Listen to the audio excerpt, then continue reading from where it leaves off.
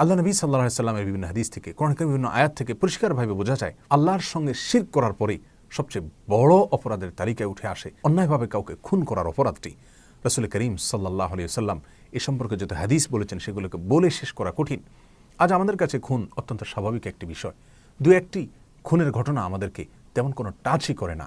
এমন কোনো হত্যাকাণ্ডের ঘটনা ঘটে যা চাঞ্চল্য সৃষ্টি করে, তাহলে সেটাই কেবলমাত্র আমাদেরকে কিছুটা টাচ করে। আমাদের কাছে বিষয়টা গা সওয়া হলে কি হবে? আল্লাহ সুবহানাহু ওয়া তাআলার কাছে সেটি মোটেও সহনীয় নয়। বাইহাকীর এক বর্ণনায় নবী সাল্লাল্লাহু আলাইহি ওয়াসাল্লাম ইরশাদ করেছেন, লা যাওয়ালুদ দুনিয়া আহওয়ানু আলাল্লাহি মিন কাতলি মুমিন।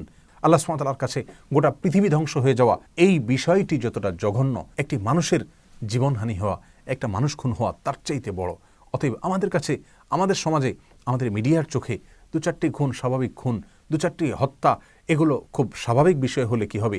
আল্লাহর কাছে সেটি মোটেও স্বাভাবিক নয়। বুখারীর অন্য এক বর্ণনায় নবী সাল্লাল্লাহু আলাইহি ওয়াসাল্লাম ইরশাদ করেছেন, লা ইয়াজানাল মুমিন